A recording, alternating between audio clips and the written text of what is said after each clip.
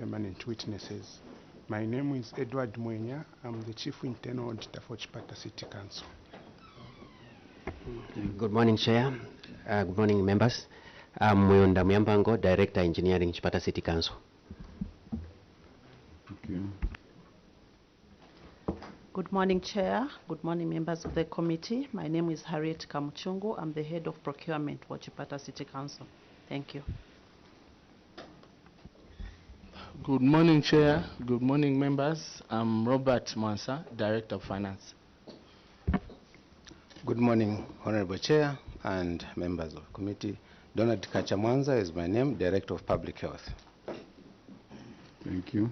Can you walk up to the mic? Just walk up to the mic.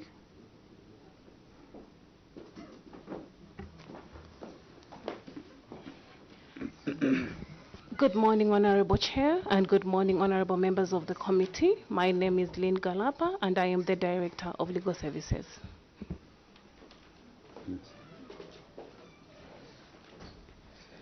Good morning, Honorable Chair. Good morning, honorable members.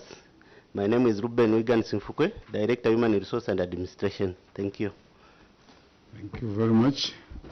I will now invite the members of Parliament. Honorable Simumba, introductions. Thank you very much, Chair. Good morning, everyone. Chipata, you are most welcome, and Happy New Year to you. I'm Honorable Simumba Lucas, Member of Parliament for Nakonde. Thank you very much.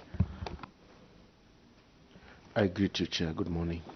Good morning, fellow members of Parliament, permanent witnesses, Chipata, the greater city of Chipata, Town Clerk, and the team. Welcome. Mishek Mtetwa Nyambose, representing the special people of Chasefu constituency in Eastern Province, where you're coming from. Thank you so much. Good morning, Chair. Morning, our permanent witnesses, and good morning, Chipata City Council. This is Honorable Ohamba Mwene, Member of Parliament for Mangango constituency in Western Province, Kauma District, and I'm a member of this committee. Thank you and welcome once more.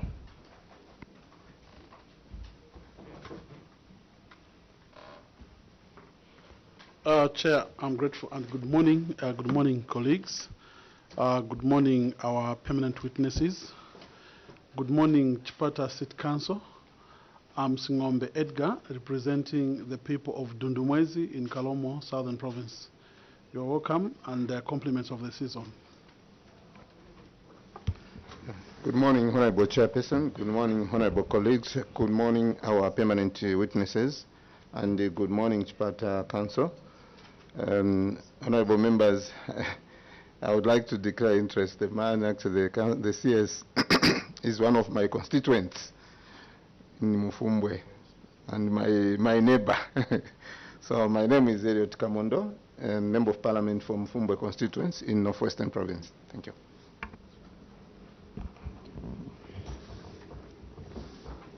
Vice Chair. Vice Chair.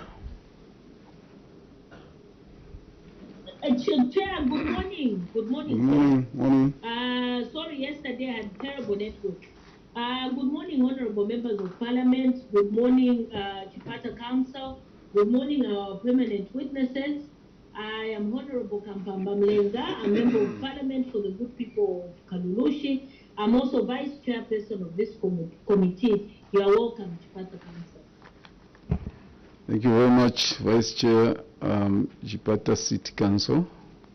First and foremost, we would like to advise that both officers from your left and the right, they should move a bit. They should leave you. The TV station is unable to see you clearly. So that officer should move this side. We should be using this mic, and then the other one should as well move. Thank you very much. My name is Darius Mulunda. I'm a member of Parliament for Siavonga constituency and the chairperson for the committee appearing before this morning, the Committee on Local Government Accounts. You are welcome. And under Cap 12 of the laws of Zambia, Town Clerk, members of Parliament enjoy the immunity in the House And the same is extended to you whenever you appear before any parliamentary committee, that whatever you say during our interaction will not be used against you in any courts of law. However, if you choose to mislead this committee, misinform this committee, the same Cap 12 will be used against you. However, I have no doubt in my mind that you wouldn't mislead us, that you're going to give us factual information this morning, the information that will help us draft a very good report, the report which will then submit before the Honorable Madam Speaker. With that, I will now invite you to make your submission before this committee with further guidance that your report, your submission starts on page 2. So you read the query, then you give us the responses from the management. From there, you give us the actions, the action or actions that you have taken on every query. And of course, you give us the remedies that you feel you are giving to every query. So with that guidance, I will now invite you to make your submission at Town Clerk. Thank you very much, Honorable Chair. And before I present my memorandum, allow me, Chair, to make some amendments to our memorandum so that we can move together with the members. Please go ahead. Thank you, Chair. On page 1, front page, not page 1, front page, the date on the cover page should read 26th January 2024 and not 26th January 2023. Then number 2, on page 8, first paragraph, 5th sentence, should read as C Appendix 5 and not just C Appendix. So there's that addition of 5. On page 9, on reason for the query. Just slow down. Yes. Just slow down. On page 8, see appendix. On page 8. Yes, where? First paragraph on page 8. Okay. Now we go to the fifth. On the same, the Office of the Auditor General indicated to us that actually they didn't query on this one, so this one is not, we have cancelled it, this query is not there.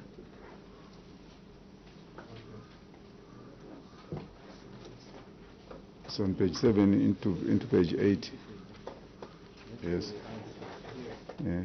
So the next, another. Page 9. Page 9. Page 9. On reason for the query, sentence number 7.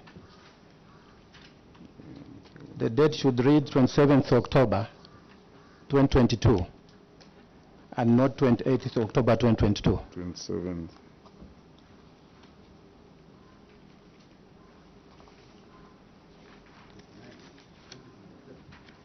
Yes, the date. 7th.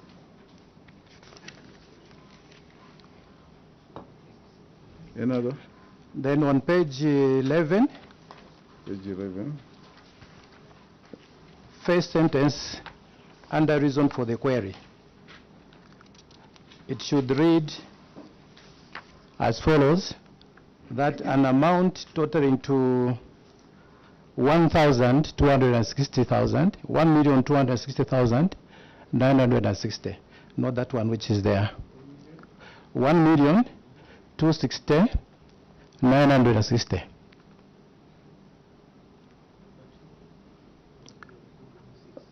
Yeah, it was an error.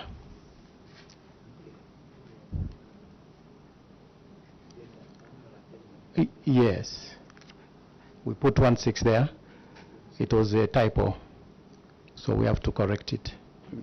On the addendum.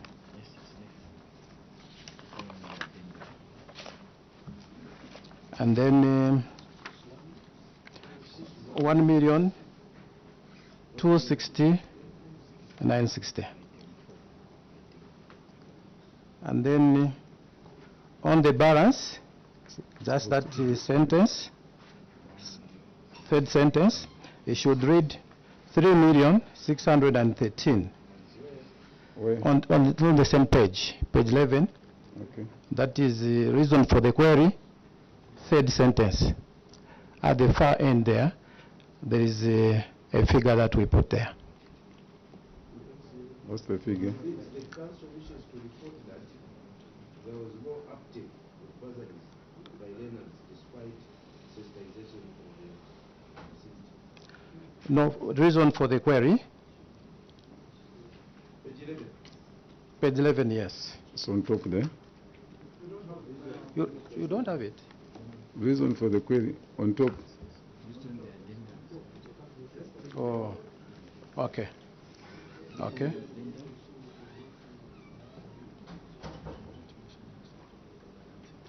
Okay. And on the main. I think those are the major changes.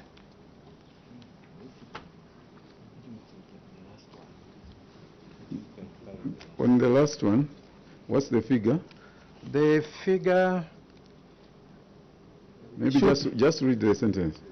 Read the paragraph. The council wishes to acknowledge the observation by the auditors that an amount totaling to 4,883,000 under the bursary secondary school and skills development were not spent for both constituencies at the time of the audit.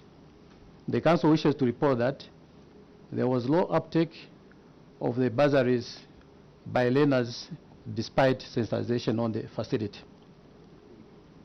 So 4 million is the one Uh, to read 1,260,965. Okay, fine. We can do. It's correct, yes. Which one is correct? 1,000,000. But check in the addendum. Check on in the addendum, town clerk. Town clerk. Yes, yes, Chair. Yes. On the addendum, In the addendum is saying 1,646,000. Yeah. And the note 4 million. now we are saying that 1,616,000 should be deleted on the addendum. Yes, it's not there. And be replaced with 1,260,960. How much? 1,000,000? 1,260,960. 960. Yes. And then that will affect the total amount remaining as balance. But maybe we'll come to that when Yes, we present. please. Can you start your submission? Yes. Proceed with your submission. Maybe I can use the edited one, the amended report. The amended report. Okay. Using the main report. So maybe we can go on page 2 Yes. of my memorandum. The reason for the query was approval of incomplete applications for grant. You should have read the query, town clerk. Actually, you read, there are two constituencies involved in this document. So you read the constituency, read the query, Chipata Central Constituency, Youth, Women, Community Empowerment. Then you go to the reason for it. Okay. Thank you, Chair, for that guidance. We are starting with the AA Chipata Central Constituency under Youth, Women, Community Empowerment. And the query? The query is approval for incomplete applications for the grant.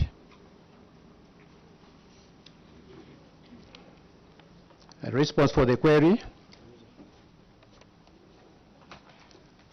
Reason for the query. The Council wishes to acknowledge the auditor's observations that the minutes of the Ward Development Executive Committee supporting the approval of the 20 beneficiaries were not signed at the time of audit. This was because Ward Development Committee minutes that were submitted to the Council were unwritten and therefore needed to be typed and restructured so that they conform to acceptable standards and CDF guidelines. However, after typing the minutes, they were not returned to the Ward Development Committees for signing, but were instead erroneously filed in the office.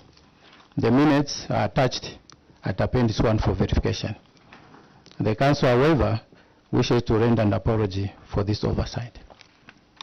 Action taken.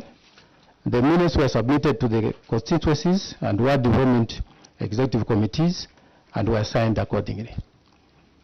2, the Council has also assigned one socio-economic planner for each constituency, whose main role is to screen all the application forms and minutes from the Ward Development Committee before they are submitted to the Director City Planning for onward study and presentation to the Constituency Development Fund Committee.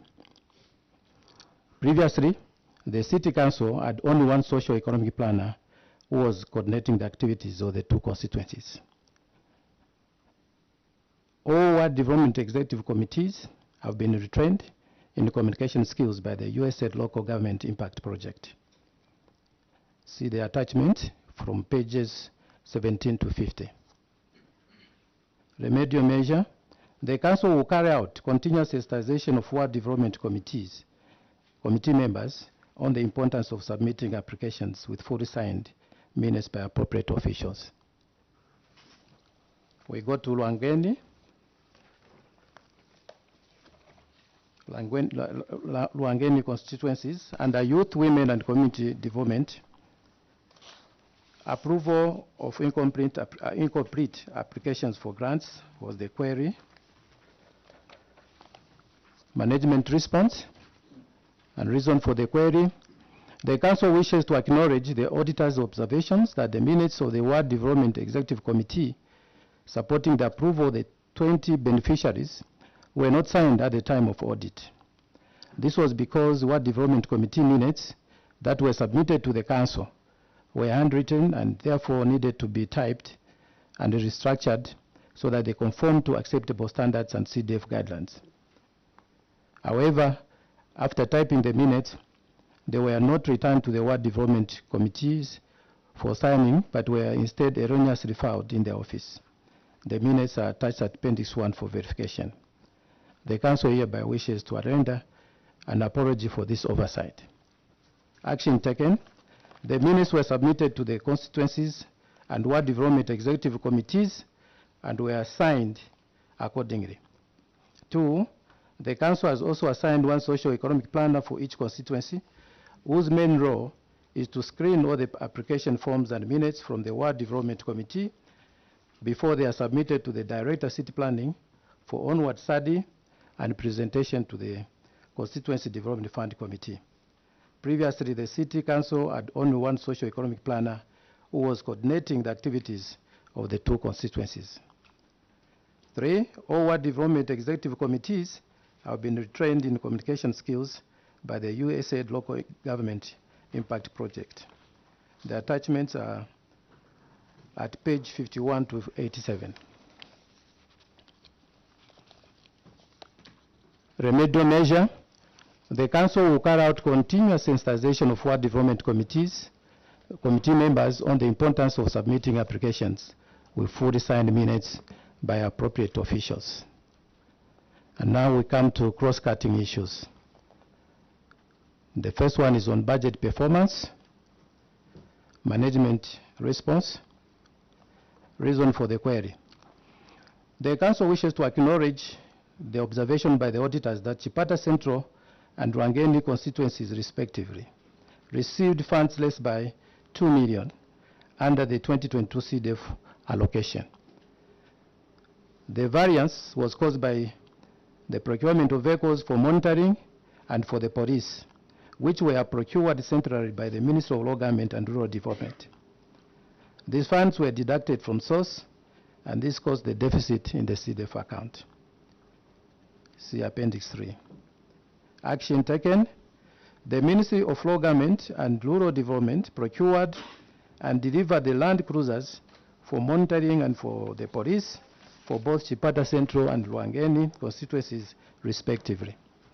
There are documents there at Appendix 3 running from page 88 to 93. Remedial measure.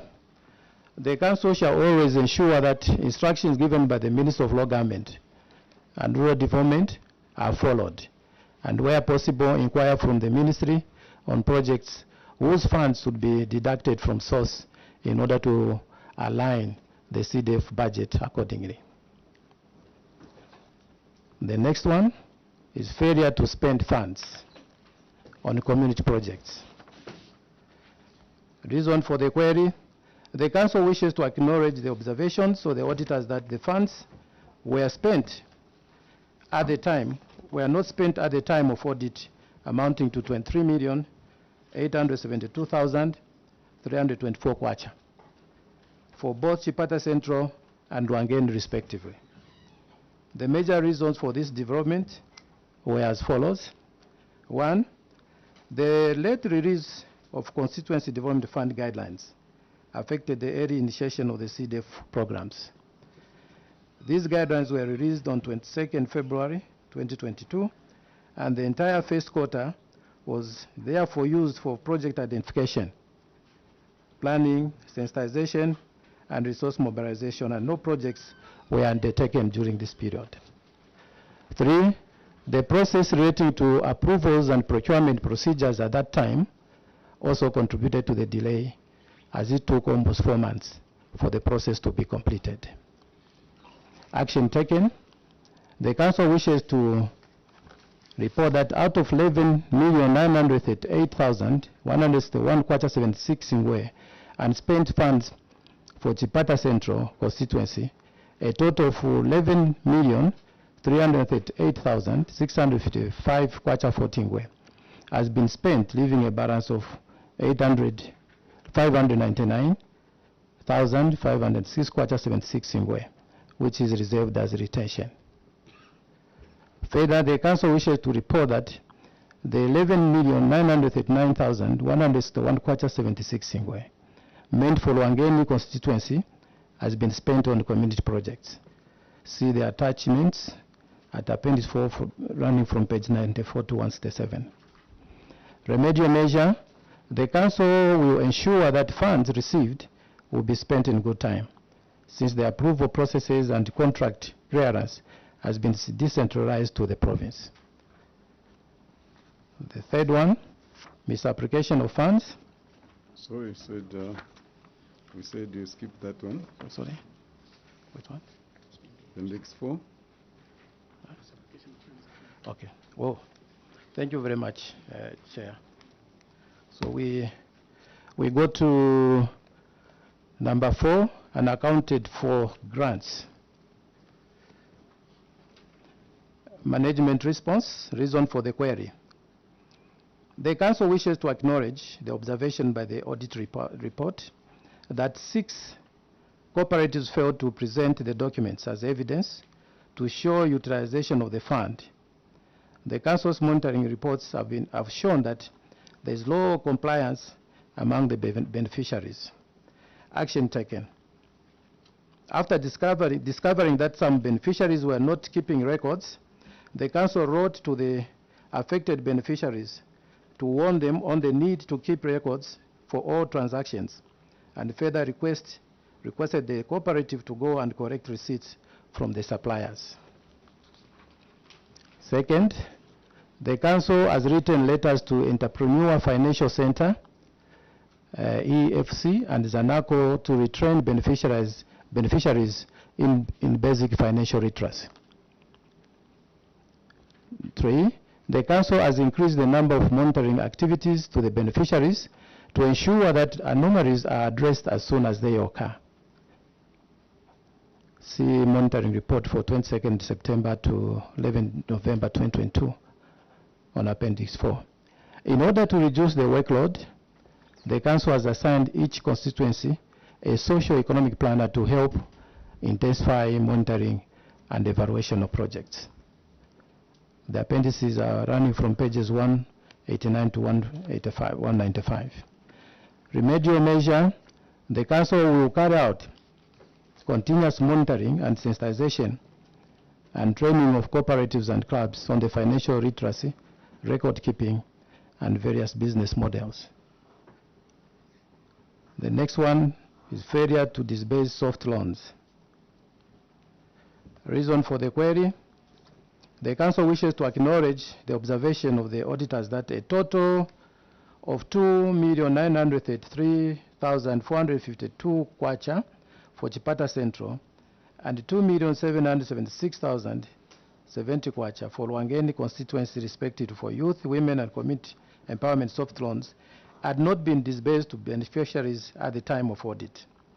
This was because the process for the applications was not completed and the Council was waiting for the guidelines on the management of the loan component. The guidelines were released to local authorities on 27th October 2022 through the Treasury and Financial Management Circular number 15 of 2022, and until then, the Council could not initiate any process for the loans. Further, delays were caused by the financial institutions which were selected to handle the loan component, which took 3 months before the applications were processed. In addition, the Council was advised to hold on until further instructions were issued. See circular dated 30th August 2022 and 27th October 2022. Action taken. The Council wishes to report to the committee that the soft loans have since been disbursed. See Appendix 7. Remedial measure.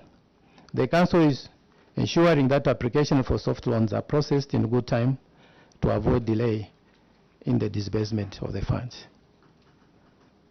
The next one, bursary, secondary school, and skills development and spent fund grants. We start with Chipata under the secondary boarding schools skills development bursaries. Reason for the query: the Council wishes to acknowledge the observation by the auditors that an amount totaling to, this is where we were actually supposed to make those amendments that we are talking about. Under the bursary school, secondary school, and skills development were spent for both constitutions at the time, were not spent, were spent for both at the time of audit, leaving a balance of 3 million. Okay. The Council wishes to report that there was no uptake of the bursaries by learners despite sensitization on the facility. Action taken. The Council has done the following. The 2022 unspent funds were varied to community projects. See Appendix 8 on pages 217 and 253. The Council intensified the sensitization activities to the public. Remedial measure. The Council intensified the sensitization activities to the public such that in 2023 there was an increase in the number of learners that have applied for the facility. Lwangeni constituency, secondary boarding and skills development. Reason for the query: the Council wishes to acknowledge the observation by the auditors that an amount totaling to 1,269,960 under the bursaries secondary school and skills development were spent for Lwangeni constituency at the time of audit. And this gave us a balance of 3,613,040 as unspent. The Council wishes to report that There was low uptake of bursaries by learners despite sensitization on the facility. The council has done the following. The bursaries funds for 2022 have been paid to institutions of learning for period May to December 2022. The council intensified the sensitization activities to the public, and also this is another item that we wanted to include, that the balance of 3 million has been varied to other community projects. Remedial measure, the council has intensified the sensitization activities to the public such that in 2023 there was an increase in the number of learners that had applied for the facility. The next one is bursary secondary schools and secondary and skills development failure to report. Chipata Central constituency. Reason for the query. The council wishes to acknowledge that some of the learners under the skills development were not in school at the time of audit. The council made the payment for 1991 basing on the invoice amounting to 888,000 received from Chipata Trades Training Institute. At the time of audit, some students had withdrawn from the institute as they paid funds only catered for tuition fees. This made some students to leave the institute as they could not fend for themselves. Action taken. The council wishes to report the following. 1. The council conducted a monitoring exercise on 2nd December 2022 and also another one on 12th May 2023, and found that some students had withdrawn from the institute in the due course and reported the matter to Constituent Development Fund Committee. 2. The Constituent Development Fund Committee at its sittings held on 12th January 2023 resolved that all the learning institutions should refund the monies. 3. The council wrote to the learning institutions requesting them to reimburse the funds for students that had withdrawn from school or did not report. 4. The institute wrote back to the council suggesting that the funds be offset with returning students for the 2023, and this was further approved by the Constituency Development Fund Committee. The council has identified sensitization as intensified sensitization activities to the learners not to withdraw from school, as the learning will benefit them in the future. 6. The council wrote to Ministry of Law Government and Housing, Minister of Law Government and Rural Development on the provision of food and other supporting items to support the learners in order for them to stay in school, and authority was granted. Then remedial measure, the council will continuously monitor the institutions of learning to ensure that only students who were in classes are paid for under the bursaries component. B. Ruangeni constituency. Management response query. The council wishes to acknowledge that some of the learners under the skills development were not in school at the time of audit. The council made the payment for 40 students basing on the invoice amounting to 204,500 received from Chipata Trades Training Institute. At the same time of audit, at the time of audit, some students had withdrawn from the institute as they paid funds only catered for tuition fees. This made some students to leave the institute as they could not fend for themselves. On the other hand, Chipata College for Continuing Education had given the council an invoice for 24 amounting to the 6,280,000 on which the council based the payment. Action taken. The council wishes to report the following. 1. The council conducted a monitoring exercise on 2nd December 2022 and 12th May 2023 and found that some students had withdrawn from the institute in due course and reported the matter to the Constituency Development Fund Committee. The Constituent Development Fund Committee at its sitting held on 14th January 2023 resolved that the learning institution should refund the monies. 3. The council wrote to learning institutions requesting them to reimburse the funds for students that had withdrawn from school. 4, the training institutions wrote back to the council suggesting that the funds be offset with returning students for the 2023 intake, and this was further approved by the Constituent Development Fund committees for the 2 constituencies. 5, the council has intensified sensitization activities to the learners not to withdraw from school, as the training will benefit them in future.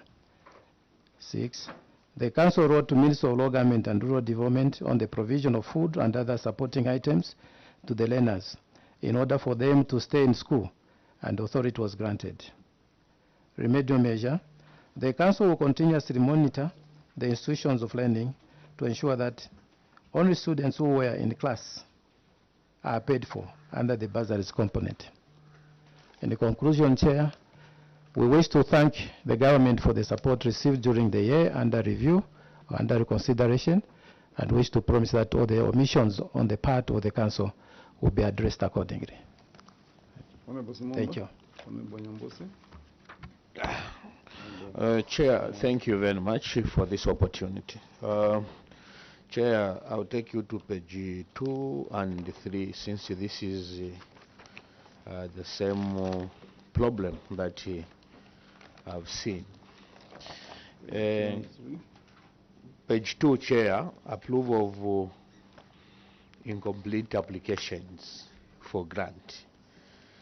Chair, the guidelines requires that empowerment applications for grants to the CDF should be accompanied by the following documents. 1, signed minutes of the Ward Development Executive Committee meetings, and signed application forms by the Ward Development Committee chairperson.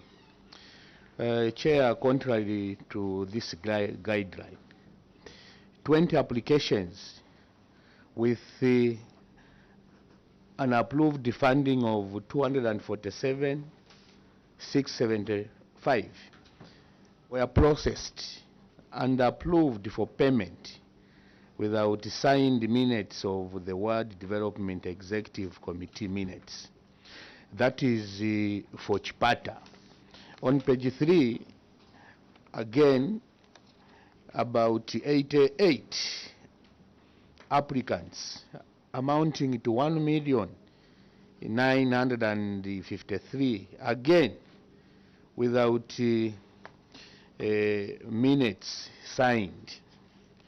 These monies, Chair, were approved and they were paid to these applicants. Chair, the question that begs an answer from the TC, I would want to, what determines the approval of the grant, Chair, are the signed minutes for the Ward Development Executive Committee. So I wanted to find out, where did you base the payment on, since there is a qualification that for you to grant, for you to approve the payment, there should be signed minutes from the Ward Development Executive Committee. Where did you base your payment on? Chair, I submit. Okay, before maybe, I think he has a lot of issues. Let actually the council town clerk actually answer those. Then if there are follow-ups, you can make follow-ups. Thank you. Thank you very much, Chair. What had happened at that particular time was that the minutes were actually brought in handwriting, and as per standard of the council, we had to restructure them as well as to comply with the CDF guidelines. Now, the minutes that came from the Ward Development Committees were signed. Most of them were signed. And that's why that good number was actually approved. But then, since the minutes were coming in bits from the Ward Development Committees, and we were typing them as they were coming, these 20 projects were affected because the minutes were not, they were just typed and were not returned to the ward committee chairperson to sign. And this is what has caused the problem, because during the audit, we presented the minutes that were just typed and not that were coming from the ward development committees in handwriting. I think we should have actually presented both, that this is what we are typing, and the typing was coming from these. And this is where we are saying we actually apologize for that omission. Yes, the honorable member for Honorable Nyambose, you can also. Is it on the same issue? Yes, All just right. a follow-up, Chair. Thank you, Towns TC, for the response. My first question is I would like to find out from you before I ask the substantive. Is it mandatory that minutes should always be typed? TC, you can answer that question? Yes. You can answer, then you will make a follow-up if at all there will be any. Maybe just put your mic on. It is. Okay. According to the CDF guidelines. Do you have a follow-up, Honorable Nyambose? Yes, Honorable Nyambose. Chair, sitting on this committee for so many years, and even when we started this session, I've seen the Auditor General's office accepting minutes which are typed and well signed by members of the clubs and WDCs.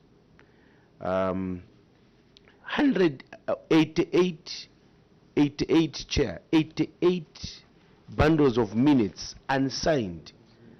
And yet the council town clerk, you had that opportunity of engaging the auditors, not for a week.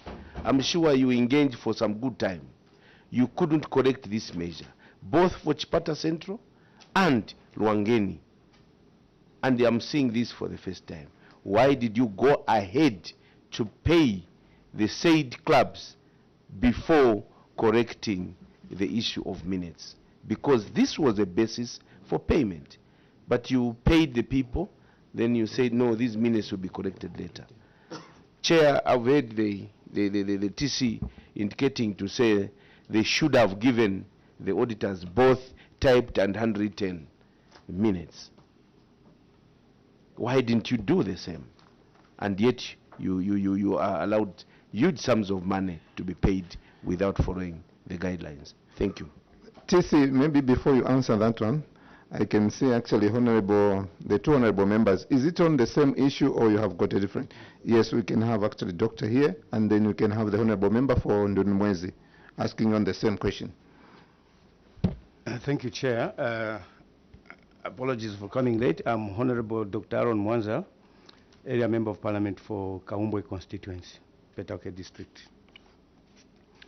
TC, on the same,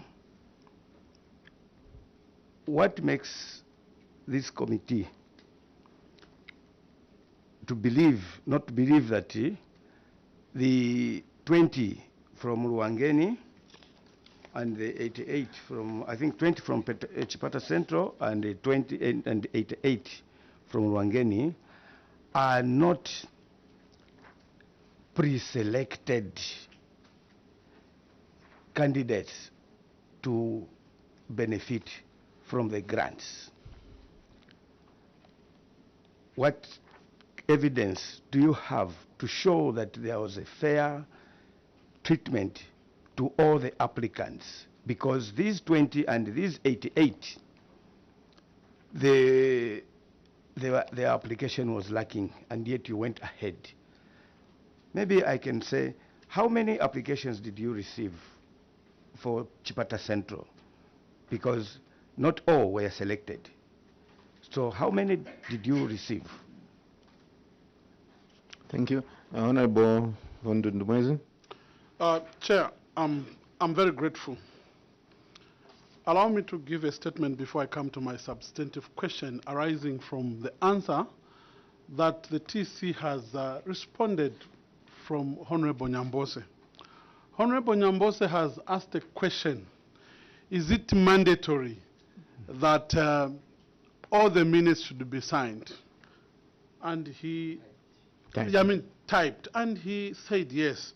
But when you look at the guideline that the TC has referred to, Section 5.2.3.1 of the guidelines requires that empowerment applications for grants to the CDFC should be accompanied by the following documents. It's not saying typed documents, just documents. Okay? Signed minutes. It's not specific that these minutes should be typed.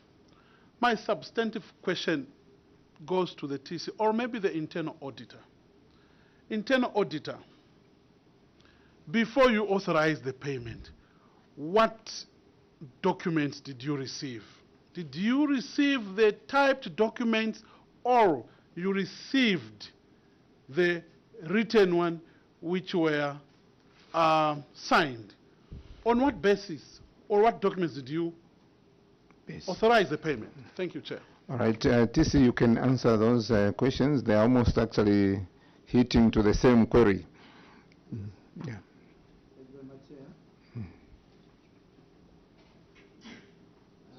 Switch on the mic. I want to say that this is a live broadcast, and we have to speak up so that the listeners out there are able to get us actually clearly, and we should speak through the mic. Thank you, Chair.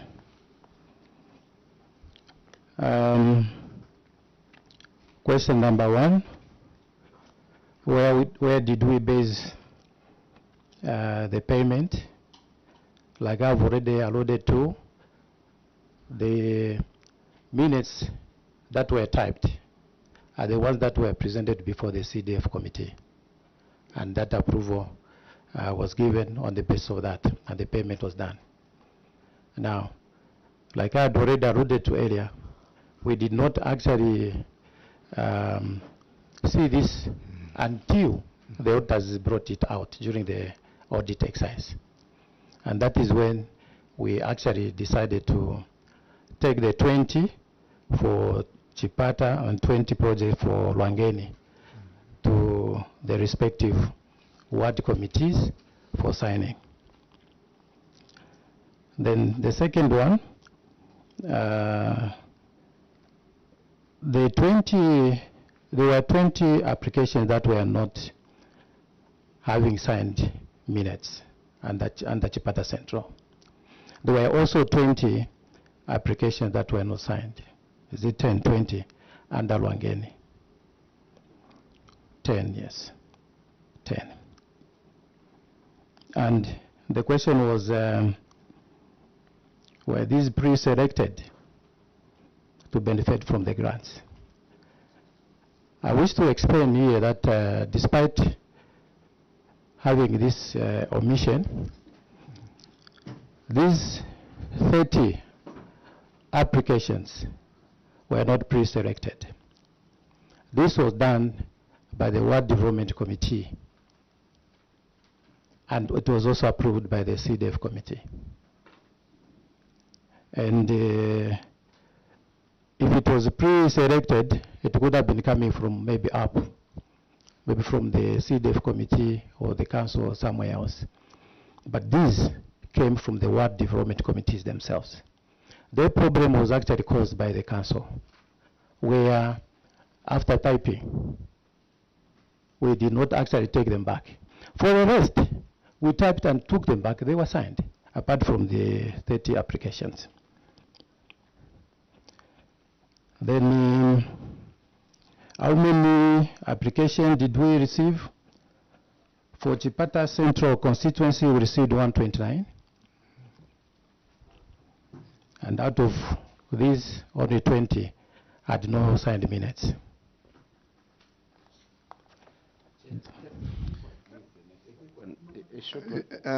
A short one, Chair. One bullet question. All right, actually, I think if we agreed for, yes. One bullet. How many have we done so far? I can see we have done 4. It's critical, Chair. 5, more than what we are It's doing. critical. All right, Honorable Nyambosa, I give you. you 1 moment. Chair, thank you for permitting me. This is a critical one. The CDF committee that sat to approve the applications, they approved the before audit. correct? If that is the case, you have just submitted to this committee and the nation that the minutes that went to the CDF committee were the typed ones, Chair. And the typed ones that went to the CDF committee, I presume they were typed and signed. Because the CDF committee could not have approved on minutes which are not signed. Now, auditors come, they discover these minutes are not there. And your response, in your preamble, you said that when auditors came, the minutes were not typed. And yet you have just submitted, Town Clerk. I've read you very well. And I've taken note here. What do we pick? Which one? What are you telling this committee? You submitted that the minutes that auditors found were not ready because they were typed and not signed. They were not fully typed. They were handwritten. And yet, just now, you have told this committee that the minutes that the CDF committee, based on their approval, were typed. I wanted to clear it. Which one do we take, Town Clerk? I submit. Town Clerk.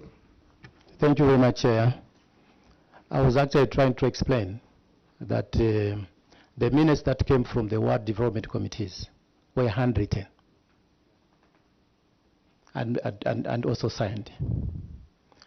Now, when the minutes were brought to the council, we had to type them because of the handwriting and those kind of things, so that they become legible. And these minutes that we typed, these are the minutes that we submitted to the committee of CDF. The minutes that we typed, but were not signed. Some were signed, some were not signed. Those which were signed, like for Chipata Central, were 109 applications were signed, but for 20 were not signed.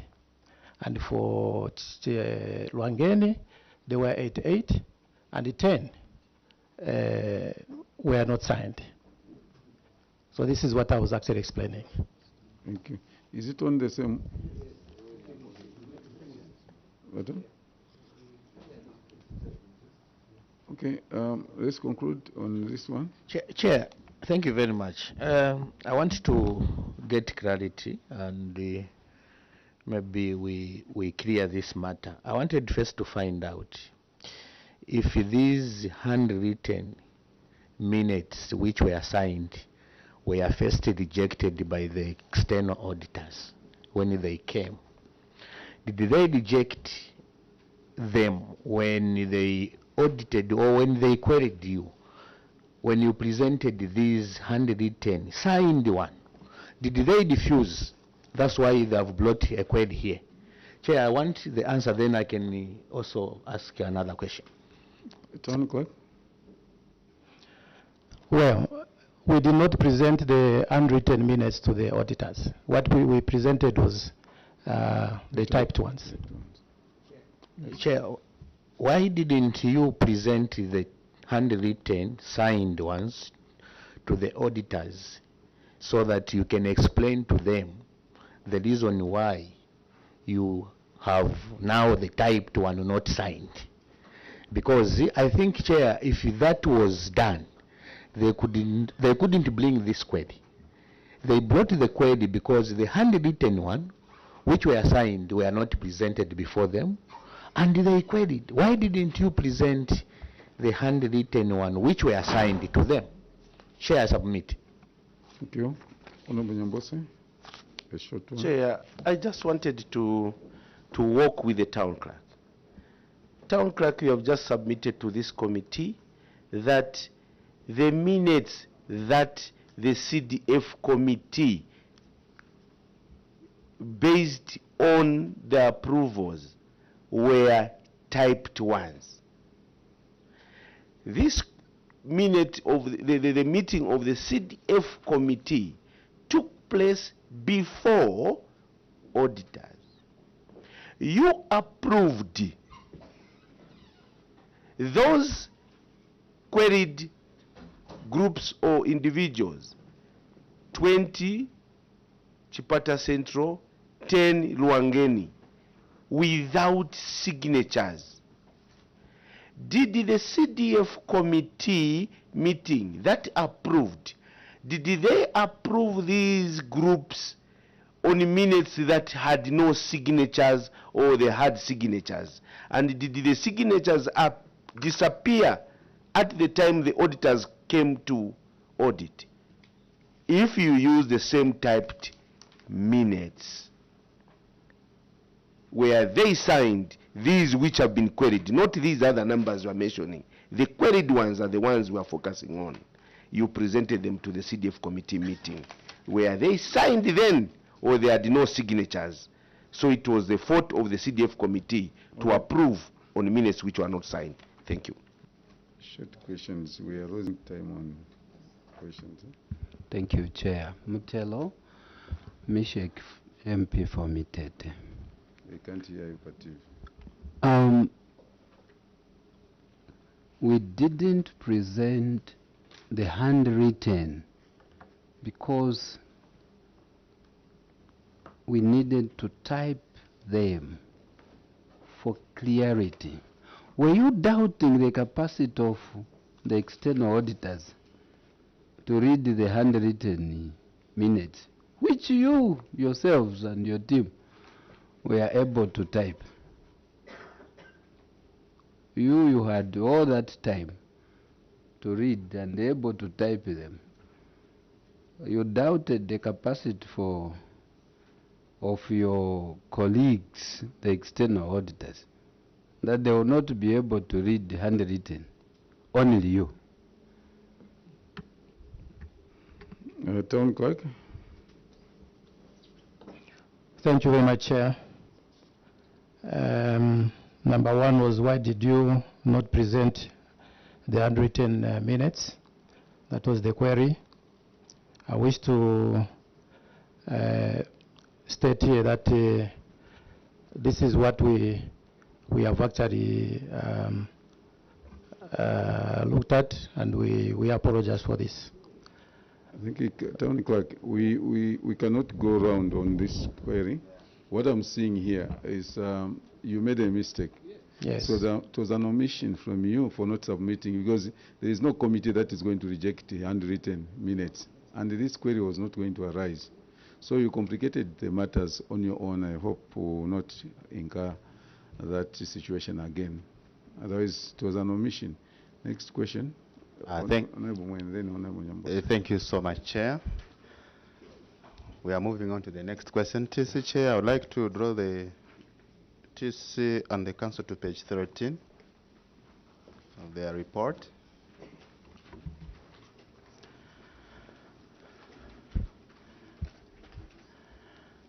Bursary Secondary School and Skills Development failure to report. Page 11. 13. 13. 13. Chair, I would like to read the report, and it states, out of the 91 students paid for, only 63 students reported for training at Chipata Trades Training Institute, leaving a balance of 28 students not having reported for school. As at 31st of December 2022, the amounts totaling 277,310 kwacha had been paid for these students who had not reported. My question, Chair, is to the TC. Why did you, as a council, decide to pay even for students that had not reported for learning? That's the first question, Chair. And the second question is emanating from the next sentence, which is saying, as of February 2023, the council had not claimed the amounts owed for the students that had not reported for training. Chair, my question to the council also is why did the council had to leave this money with the institution for the whole year without claiming it back? I know in the response here they have said no, they wanted to combine it with the other one, but that was combining 2 separate years of finances. I don't know whether that is how financing is done in Chipata, that you combine this year and the other year without claiming for the previous year. So I'm asking, why is it that you could not claim for the money for the whole year that you paid for students that did not even report? Thank you. Thank you, Chair. Town Clerk. I submit. Thank you very much, Chair. The first one was actually paid on the basis of the invoice that came from the institute itself. And for the second issue, yes, this time when the audit was actually being carried out, there were other activities that were taking place underground. For instance, we had identified this problem before the auditors came. And we engaged the school. We wrote to them to pay back the money. And by the time the auditors came, the money had not actually been paid, because the school wrote back to us to say we do a debt swap, so that the same money is paid for students that were actually returning for the second session. And we had not yet concluded the process. After receiving that letter, the next stage was to convene CDF committee so that we inform them about the decision or the request or recommendation that was coming from the 2 institutions. And we had not yet sat. But later, we sat and resolved to accept that we do a debt swap as CDF committee. But by that time, the audit had already been undertaken. Honorable Nyambose, Honorable Simombe. Thank you, Chair. Thank you, Town Clerk, for the submission. My first question will lead to the substantive one. How far is the Chipata Civic Center to Chipata Trades? What is the distance between your office or your offices and the Chipata Trades? Chair. They should be about 3 kilometers. Thank you very much. Chair, Chipata City Council, Civic Center, and Chipata Trades, they are within a short distance, within the same town. All the 3-4 colleges mentioned in the audit report are within the city of Chipata, walking distance. Town Clerk, you indicated that now you have so many social economic planners, although they have come after the audit, but you have officers. What is the standard to pay arising from the invoice or is to do the head count? Town Clerk. The second one, Chair, is you wrote to, after the audit, you wrote to the institutions. I will say, because this question from Honorable Mwene, I thank you, Honorable Mwene, that was my question also. It is, you can combine this, Chair, with the Rwangeni constituency, same matter. It's just the numbers that are an issue. Chairperson, the council wrote, I saw the appendix, the Town Clerk wrote, after the audit, to the Chipata Trades College, and the Chipata Trades College are the ones who suggested to say, no, we cannot pay you, but we can take it to the other institution. You had the blessings of the CDF committee. I saw the minutes. The first report was the CDF committee, which resolved that this matter should be recovered, and you conveyed the letter on behalf of the CDF committee to the college. But the college are the ones who said, no, we cannot pay you. We shall wait for the other intake to come to pay. Is that the case? Is that supposed to be the case? Because value for money by that time would have been lost. You could have used that money to do a variation to buy desks or to do other things, waiting for the other allocation for the ensuing year to pay for the students. Why did you obey the college and not obey the CDF committee? Which area guided you? I submit. Thank you. Honorable Singombe. Thank you very much, Chair. Honorable Nyambos has taken my part, but let me just ask this question. We have students who apply, and then monies are paid to the institutions where they are supposed to go. And then at the end of the day, these students do not report, resulting to what Honorable Nyambosa has stated, value for money lost. Are there deliberate sanctions that Chipata City Council have applied to these students who have not reported to their respective colleges despite government having paid for them? What measure is the council taking against such students to avert there would be students behaving in a similar manner? Thank you, Chair. Town Clerk. Thank you, Chair. The standard now for payment of bursaries to institutions is based on the head count. But at that particular time, I think we were actually in the running phase. It is something that came for the first time, and so we had to make a lot of mistakes here and there. So that time we just depended on the invoice that came from the school. And we concluded that these people were already in school. And that is what happened. Internal auditor, did you see this payment?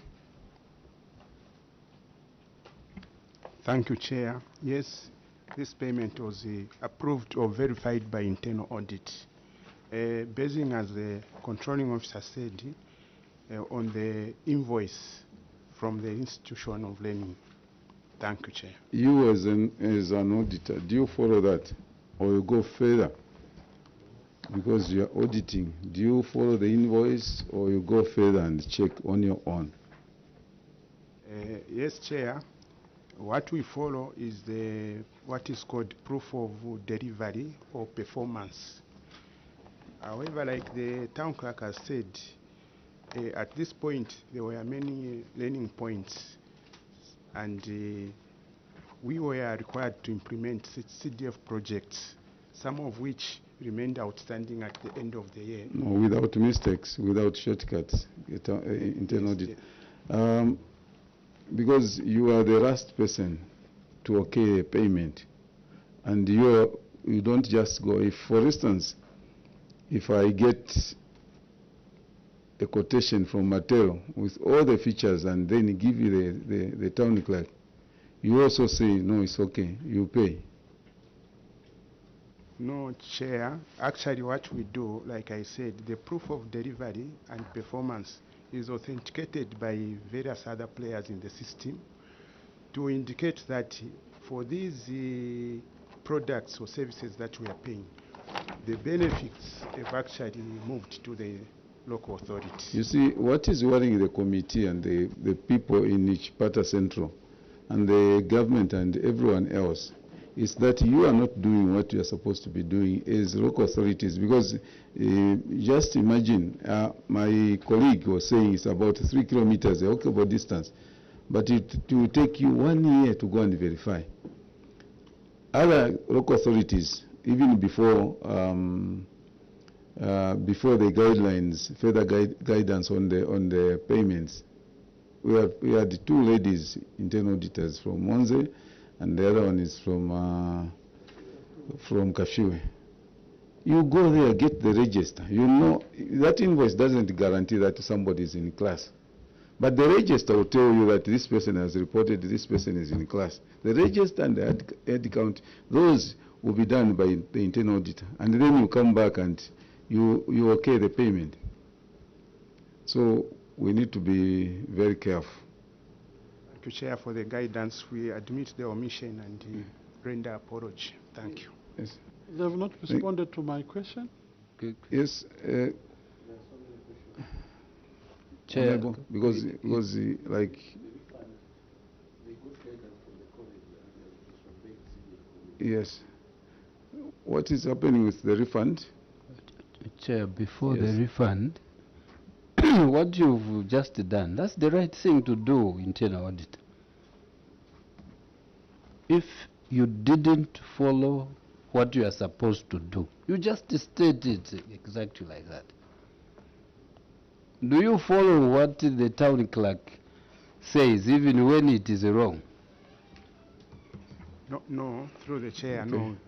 All right. Town clerk, there was a question from Honorable Singombe, and then the refund as well. You're not getting that money again. Is it because distant? Because that money belongs to you, town clerk. It doesn't belong to the institution there. And hence, my colleague here was emphasizing that you cannot follow the orders of that or the suggestion from that end. You are supposed, because you have another allocation 2023. So why should the institution suggest that, no, we'll just add it on the next, Because you have other need areas where you're supposed to ask and vary that money, use that money. So what's your comment on that? Thank you very much, Chair. Like I had already alluded to, we actually sent them a demand note to pay back the money. And they actually explained that they didn't have the money, they had actually spent the money, and they opted to suggested that we do a debt swap. Yes, but what we are saying now is that you get the money. Instead of you explaining all those things, get the money back. Where they will find the money, it's not your business. When you take students there, you pay for them. Once there is a business transaction, you transact, you finish business, you don't throw it to next year. No, get that money. That money doesn't belong to them. That is your money.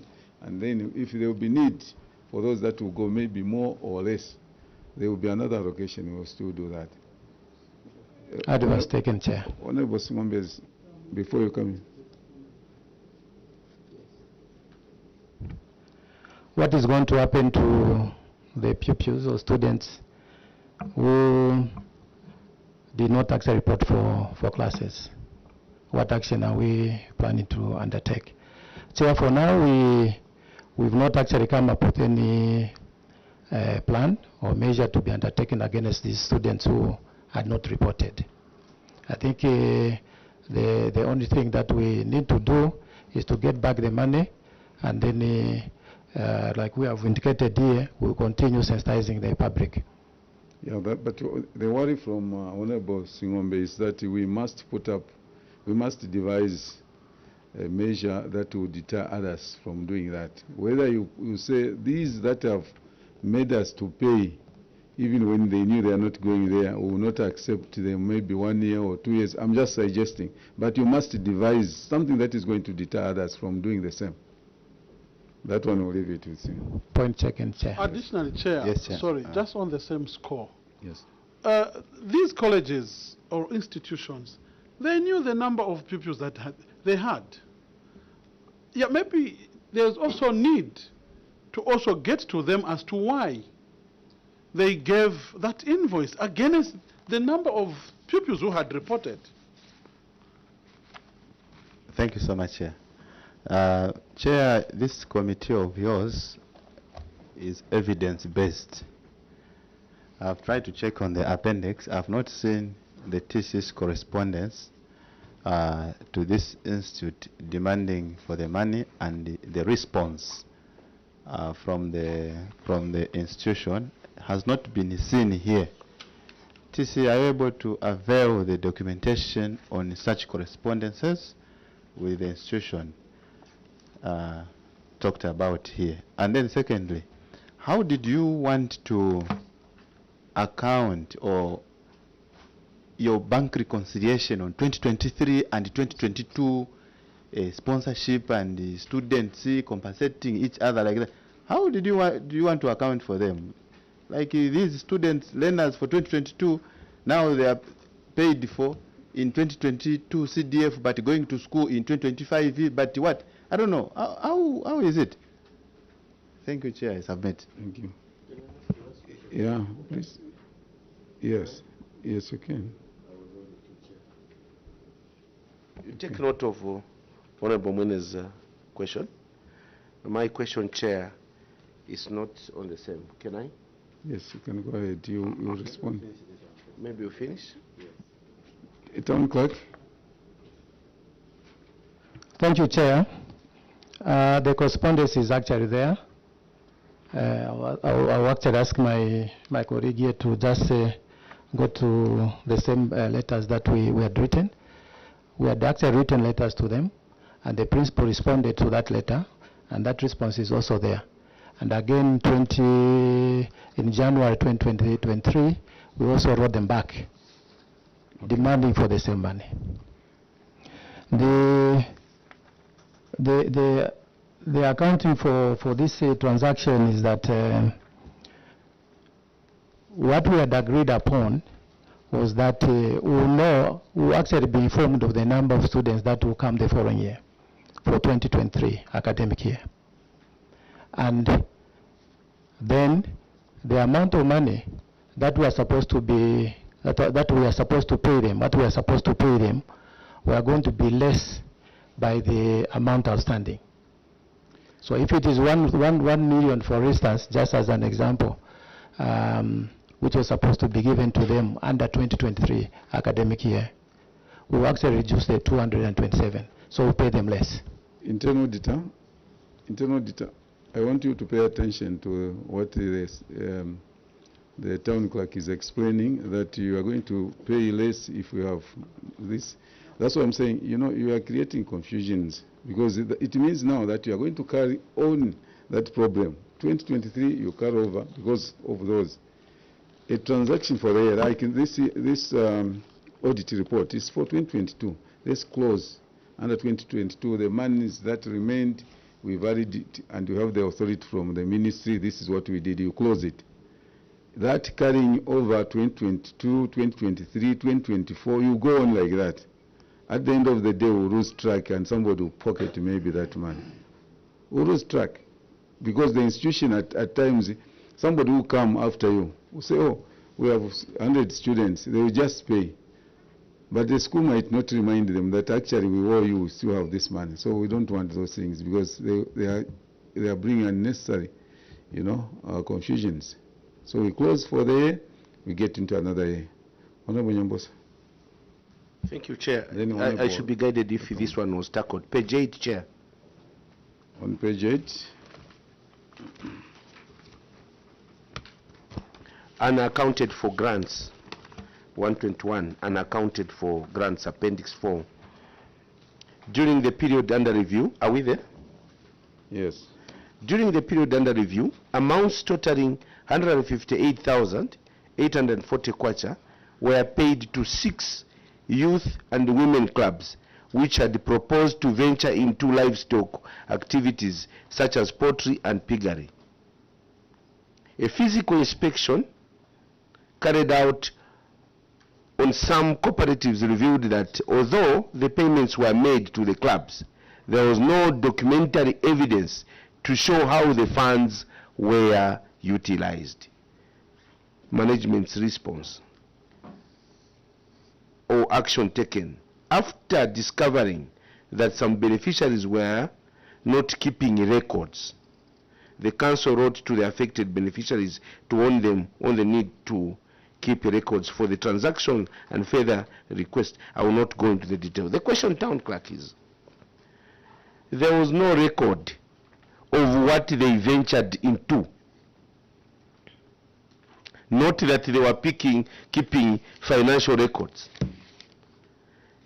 What they ventured on, they had proposed to do poultry and piggery. But during the audit, auditors discovered that these clubs, 6 of them, there was nothing to point at in terms of activity or project that were taking, whether poultry or what. But you as a council, you have written to them advising to be keeping record. My question, Town Clerk, as a council, DPO, socio-economic planner, internal auditor, and other officers at your council, Town Clerk, did they do an field, we call it field appraisal or evaluation before giving this? If they are keeping pigs, you have to say that these monies were giving them or pigs were giving them, they will keep in this pen, is it a pen or a piggery, whatever, then this pottery is there, then let us release the money. Then were you doing monitoring and evaluation before the auditors came to confirm, to satisfy yourself as a council that these 6 clubs actually ventured into the activities that they applied for? Did you see them do that? Because auditors found there was nothing. Monies were just shared. I submit, Chairperson.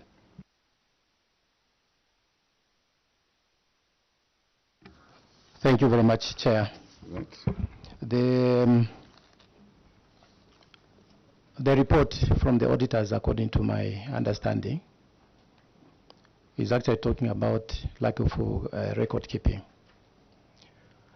There are some projects that ventured into pottery, into piggery. These items were found, but the receipts to show that they had procured these animals or birds were not there. And that is what the auditors found. And this is why we decided to actually warn them that they should, one, keep all the records pertaining to the business that they are involved in. Okay, maybe just to clear the air there, social planner or DPO, do you have the evidence of what these clubs are doing?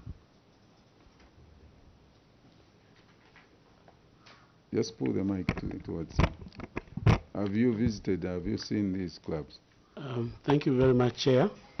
The clubs are there, but the challenge that is there is poor record keeping. No, sir, you're not answering my question. That's what the auditors found. Now, I'm saying you, as an officer from the council, have you gone on the ground and you found these clubs ventured into cattle rearing and piggery, goats? Did you see those yourselves? Yourself, I mean. Yes, Chair. You put on your mic. Yes, Chair. You have a monitoring report with you?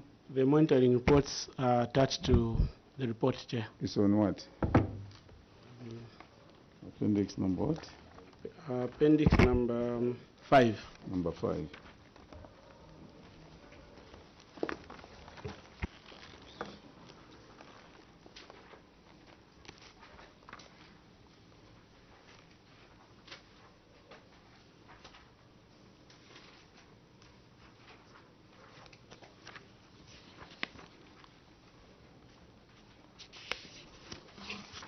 What are the names of these particular clubs?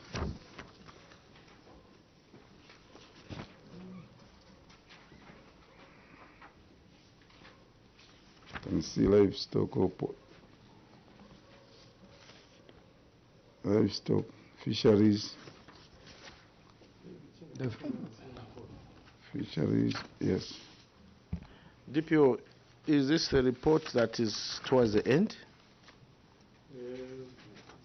There is Appendix 5, monitoring. Consolidated report on the constituency development, not this one. Constituency Development Fund monitoring of the empowerment grants in Chipata District. Luangeni. Page 177? 177. Just a minute. This Luangeni one is a different one. 177. So 178. Maybe, Chair, we just start from 172, page 172. That's the first monitoring report that was generated by the team. Yes, but I'm interested in that particular one, okay? Yes. Which was conducted on 25th November to 28th December 2022.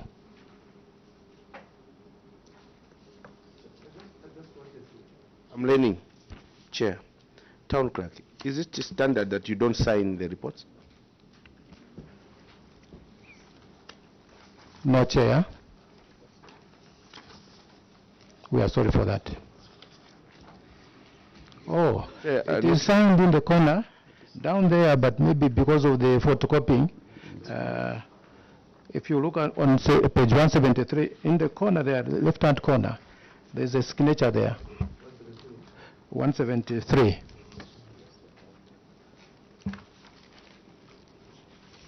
It's the way the photocopying came out.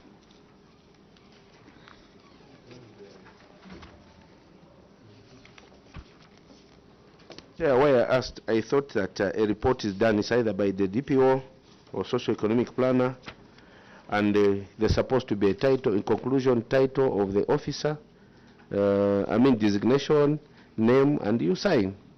But this signature is on all pages. This is not a signature to sign off the report. These are, what do you call these signatures you put on every page to authenticate that it's a correct copy of the same. But these reports, Chair, they are not signed. And if you see the dates, apart from the one which was done in 2022 December, the other ones for Wangeni were done in 2020. So to me, I'm satisfied you are doing some, but answering to the question of the Chair, any specific report that answers to the question of the Chair. Because the way the report is supposed to come out is socio-economic plan, is that you are supposed to indicate, for instance, on these tables, you have indicated who you are and all those things, but we needed in this first, you have a table like this one, then first column you say this club, you give a name and what they are doing. If they are goats, 60 goats. That's what we wanted, so that at the end of the day it answers, the evidence of whatever is there. If they are not keeping records, you would have kept the record of how many animals these people are keeping. All right, we'll proceed. We'll proceed, but please take note of that. Honorable Mwanza.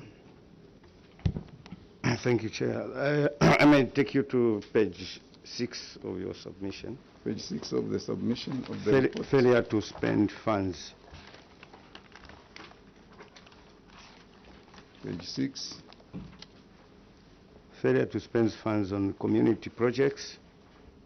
And the time of at the time of audit, as at 31st December,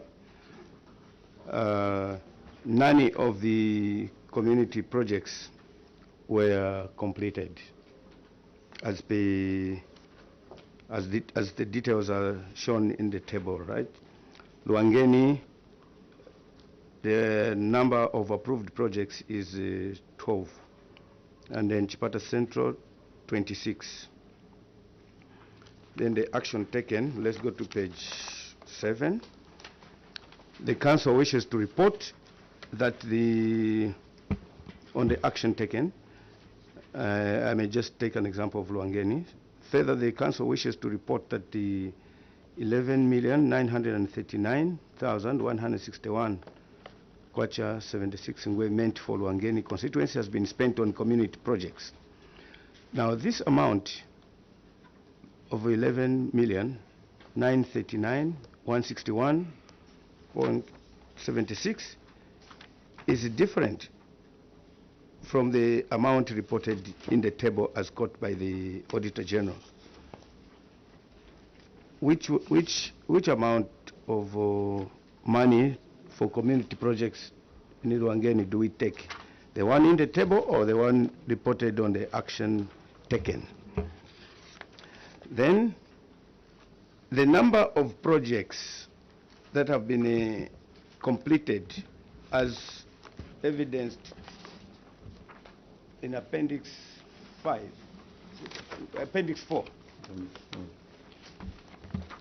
In Appendix 4, the first question on these certificates, is this the standard format for presentation of a completion certificate,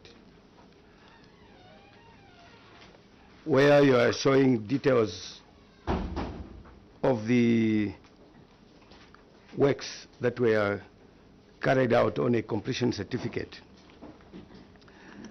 On the same completion certificate, and let me just take an example of completion certificate 104 on 104, page 104, appendix 4.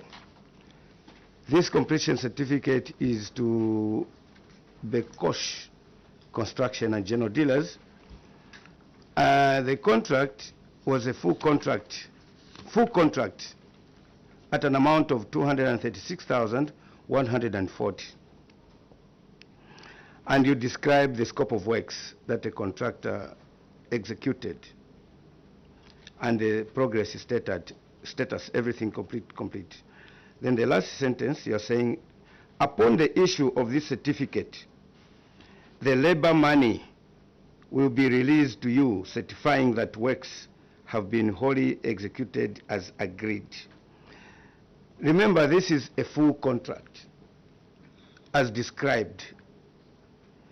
And here you're talking about labor money to be released. What type of labor money are you releasing to a contractor who signed a full contract? Contrary to this, there's if you go to page 112 of the completion certificates, this particular certificate, actually the same format that you are following as Chipata Central, as Chipata, which is totally different from the engineering practice of issuing a completion certificate. Here you are describing the type of contract execution that was used. The first completion certificate I showed you was a full contract. This one is labor contract. As we understand, are you there on labor contract 112? Yes. Yeah. Labor contract, as we understand labor contract, is the contractor is just engaged to be paid only labor money. Then the materials and other logistics are provided by the client. So this is a labor contract, and you are saying the sum was 727,945. I'm not so sure whether this amount is including the logistics and the materials cost plus the labor contract that I wish it could have been, we could have separated. But the same sentence in this completion certificate, at the bottom, you are saying, upon the issue of this certificate, the labor money will be released to you, certifying the works have been wholly executed as agreed. Full contract and the labor contracts, you are saying you are releasing the full money, you are releasing labor money to the contractor upon issuing this completion certificate. What is the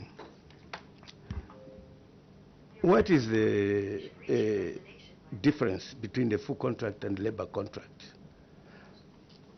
And how are we sure? What proof can you give us to show that the contractor received monies as per the description of the contract? Because there's not even a single contract shown in the document. Town clerk, the dispute is same narration, both on labor-based and the full contract. Thank you very much, Chair. I think I can, through you, Chair, ask the Director Engineer to shed more light on the contract documents. But I've seen that there's a problem there. Director Engineering. Thank you, Chair. I must admit this is an error. All the contracts that we have were full contracts. I've taken note of the wording, and we'll take corrective measures.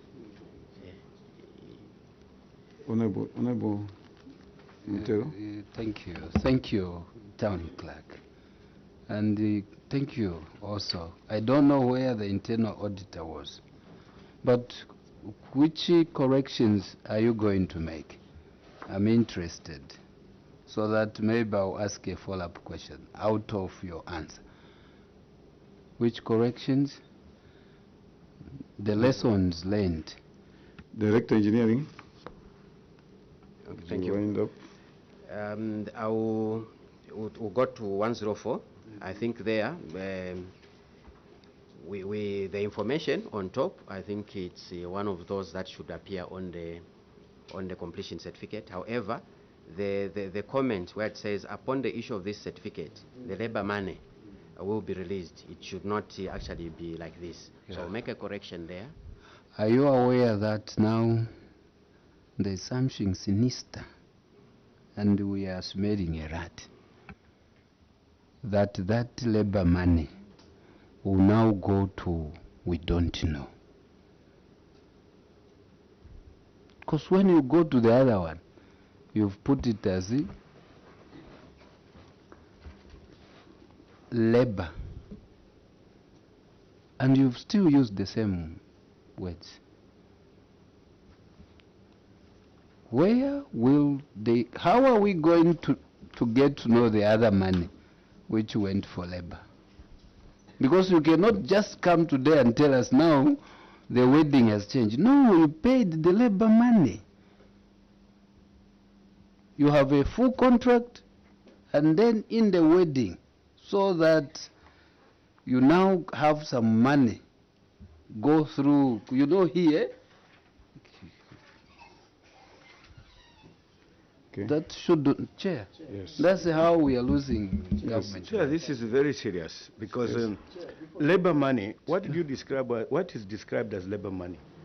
When it is a full contract, in your BOQ, you state the type of work that is supposed to be executed, and the contractor inserts his rate to execute that particular item. When he inserts his rate, he includes the material cost and his labor cost.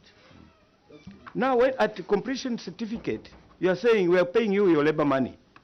What is that labor money that you are paying on a full contract? Director, legal services. Did you see that?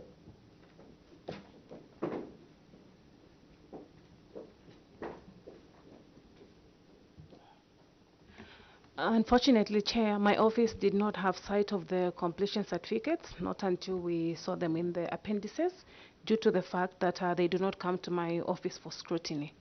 I submit, Honorable Chair. Okay, and the other one, what is there? Are you the one that drafted the demand notice to Chipata Trades? No, Chair. Thank you. No, I'll come back to that. So, Town Clerk, we're supposed to do that. You have the legal department. Sorry, I'm not trying to confuse everyone, but the legal opinion will always come from the legal department. When you are demanding, like you are demanding the refund, that is supposed to be generated from the legal department. Then no wonder maybe that's why they are not paying you. Maybe you are soft on them, or maybe you agreed somehow. Because the legal department is the one that is supposed to say, no, we can't, legally we cannot carry this money. Legally this money is supposed to end in 2022. So you should not force the committee to start filling in the blankets. No. Honorable members. Yes.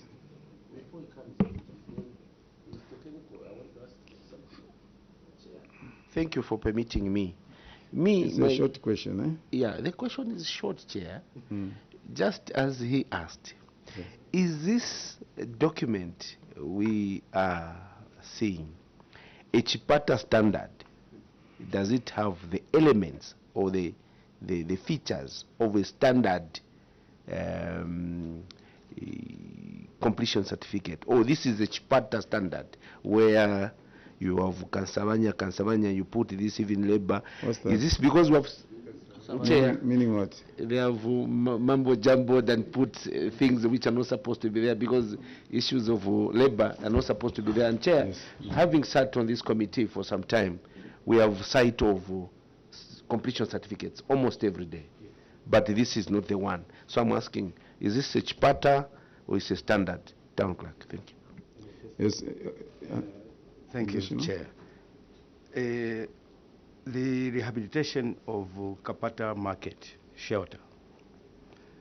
Director of Engineering, what type of work was executed there? Because I've been to that market. What? The scope of work. Did you bring the building down and start reconstructing, or what is the scope of work? Honorable. Then I'll follow I'll give a substantive question. Thank you, Chair.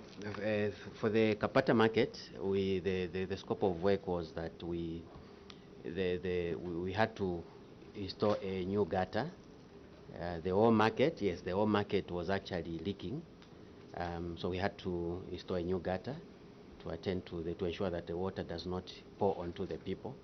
We also did a new drainage network within the flow of the market, because all the water that was coming from the surrounding areas and the buildings was actually passing through the market. Okay, basically that is the main work. So when we go to the completion certificate on page 107,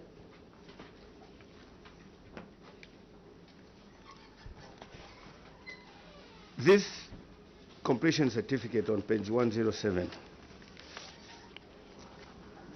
which is the Chipata standard of giving a completion certificate here, because you are describing the details of works that were executed on that particular project. And here you are saying the scope of works at Kapata Market included substructure. What you just described is superstructure. When I asked you about the scope of work that was carried out at Chipata Market, is a superstructure. But here you paid for substructure. Substructure is anything that is buried underground, foundations, piles, or whatever. So why did you pay for substructure at Kapata Market, which was not executed, which was not part of the works to that particular project? Director Engineering. Okay, thank you, Chair. The maybe is I must mention that I understand what the Honorable MP is mentioning. But in this case, the substructure we are referring to the column plinths that were actually done, which is part of the concrete works, and also the actual drainage system that was done. It's actually this is like the engineer actually just combined the substructure and the concrete together. So this is what is comprised in the. But is that a standard? That's a professional way of doing it? No. Honorable members. Yeah, I want to ask a question that maybe we need to know as government or also as the Chipata City Council. This type of preparation of completion certificate, does it have any effects on you as Chipata? Because if somebody presents this, that you need to pay me labor, are you going to pay or you are not going to pay them? Chair, submit. Thank you. I want to conclude. Yes, sir. This is a short one, so short submission. Explain to me as a layman what is a substructure and a superstructure. Do you need to see anything with a substructure? I'm a layman. Okay. Engineer? Thank you. I'll start by maybe stating here that just as a matter of clarification, that the certificate, we've taken note of the errors and we're going to correct them. And I must also state that all the contracts that we signed were full contracts. And as a result of what has been observed, we'll actually make amendments. Then the other thing I wanted to mention is that this completion certificate was tailored in such a way that when a project is completed, it also shows the items that that we've actually paid for. So that is how we structured the other scope of where there's the area where there's scope of works. So that is how we actually wanted that even finance will be able to know what we are paying for and for purposes of audit. Then coming to the other question, the substructure is any work that is below the ground. So it starts from excavations, foundation footings, foundation walls, or such works, and then in most cases it will end at the slab. Thank you. Yes. Now you've said this one was tailored in that manner. Why was it tailored in that manner? And you even went ahead saying for the purposes of auditing. We may not, but that's why we are now following the auditing. Was that the right way of tailoring things for the purposes of your colleagues in finance? If they paid the wrong thing, a tailored thing. Yes, honorable members, Director Legal Services, are you taking note of what is going on here? The submissions that are coming from there, are you taking note? Yes, Honorable Chair. I'm actually taking note of each and every point that the honorable members of the committee are actually highlighting. Have you taken note that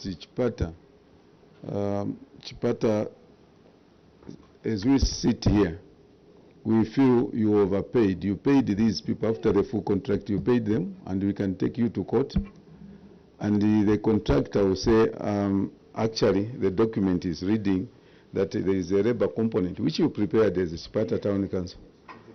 And we will lose the money. Have you seen the legal implication on that? Yes, Honorable Chair, I've also taken note of that fact and the legal implication that comes with such omissions on that document.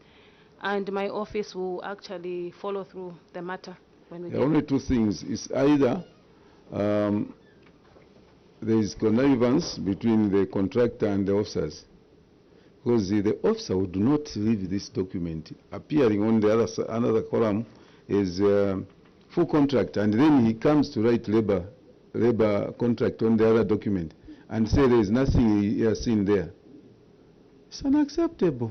It's as simple as all that. It's unacceptable. And this is a loophole. It's through which government loses money. I mean, I'm not saying from the blues. I'm looking at the document in front of me. That a full contract is paid, somebody is given 2 million, then he comes back and say, no, on the document there is labor, 700,000, and somebody is paid. The contractors, they are in receipt of this. Yes, that's why I'm saying the contractor has. So they can claim, just as they have this. Said. What we take now is that they have been paid this money. Because, I mean, it's based on the document and whatever you have written here to say, no, we'll release the labor money after I've done this. So they have been given that money. So we want to say we are not happy, and the Auditor General's office, these are the issues that we want you to look at. We want you to look at these contracts. Internal auditor, did you see this? Yes, Chair. You read the whole document, even the last sentence there, that authorizes a contractor to get money. Did you read it? I read the certificates. Unfortunately, I did not notice this anomaly, the way it has been observed. You see, your duty, internal auditor, is to read. You don't read documents like a newspaper yourself. You read word, sentence by sentence, word by word. Word by word, sentence by sentence, figure by figure. This figure, is it in thousands? This figure, is it in millions? Why should it be millions? Is it tallying here and there? You are scrutinizing. So we presume, as a committee, that the government lost money here. Thank you very much for making this appearance, and we want to say we are not happy because your report falls below the acceptable standard. We want you to work on these gaps. We know you are appearing. It should not be town clerk, Mr. Kamarondo. It should not be Chipata every day coming with a bad report. We should run away from that. We should run away from that. I believe everyone, including the legal officer, internal auditor, and everybody else here as management, you sit and look at this document before you appear here, because there is a notice that you are coming here. And before you come here, you sit, go through it, page by page. There could be serious implications here on your management, a town clerk, including your officers. So we do not want to do that. We wish you well, and we want to withdraw the immunity that was conferred on you and allow you to travel back to Chipata. Thank you very much. You are free to leave.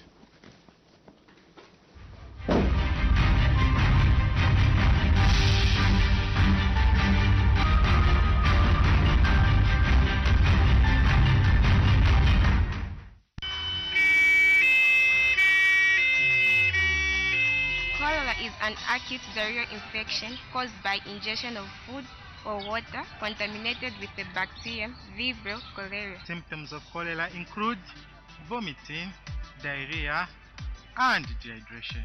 How do you prevent cholera? Be sure to drink and use safe water that has been boiled or chlorinated. Wash your hands with soap and safe water before handling the food or after using the toilet. Use clean water to wash your vegetables and fruits.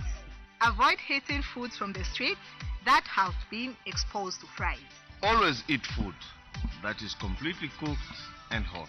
Make sure to visit your nearest health care center when you have suspected cholera cases. Remember, prevention is better than cure.